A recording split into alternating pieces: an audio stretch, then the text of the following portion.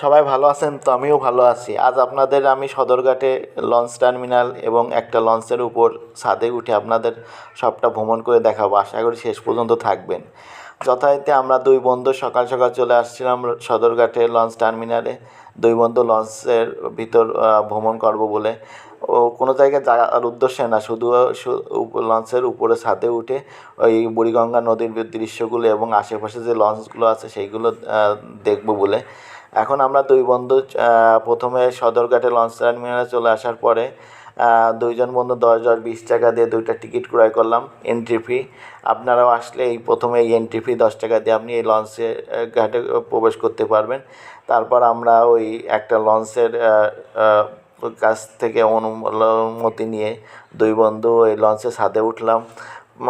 তারপর আস্তে আস্তে আমরা যে লঞ্চের উপরে দুই বন্ধু উপরে একদম টপে উপরে উঠে দুই বন্ধু লঞ্চের ছাদ থেকে ওর লঞ্চের চারিপাশের ভিউটা দেখে খুবই ভালো লাগতেছিল, কিন্তু প্রচণ্ড রোদ্দুর ছিল, একটু গরমও লাগতেছিল, কিন্তু অনেক দিনের ইচ্ছা ছিল যে একটু লঞ্চের ছাদে উঠবো। তা বুড়িগঙ্গার পানির অবস্থা দেখতেছিলাম। তা বুড়িগঙ্গার পানির অবস্থা দেখে ভালো লাগলো না, কারণ জানেন তো বুড়িগঙ্গা পানির অবস্থা এখন কেমন। আর চারিপাশে অনেকগুলো লঞ্চ দাঁড়িয়ে ছিল, যেহেতু আমরা প্রায় 12টা 1টার দিক গিয়েছিলাম, তখন কোনো লঞ্চ ছাড়ে না, সন্ধ্যার দিক বিকেলের দিক লঞ্চ ছাড়ে। সেই জন্য আমরা আশেপাশে দাঁড়িয়েই ওই লঞ্চগুলো উপভোগ করতেছিলাম। আশেপাশের জীবনযাপন, যে মানুষ নৌকা দিয়ে এপার থেকে ওপারে যাচ্ছে। আর সদরঘাটের কর্মচঞ্চল আগের মতো তেমনটা নাই, কারণ এখন পদ্মা ব্রিজ হওয়াতে অনেকে এখন ওই পদ্মা ব্রিজ দিয়ে অন্য জায়গায় যায়। তারপরও যে সদরঘাটে সে দৃশ্যটা দেখে আমার খুব ভালো লাগছে।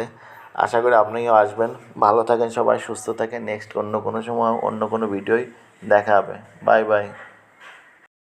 সবাই ভালো আছেন তো? আমিও ভালো আছি। আজ আপনাদের আমি সদরঘাটে লঞ্চ টার্মিনাল এবং একটা লঞ্চের উপর ছাদে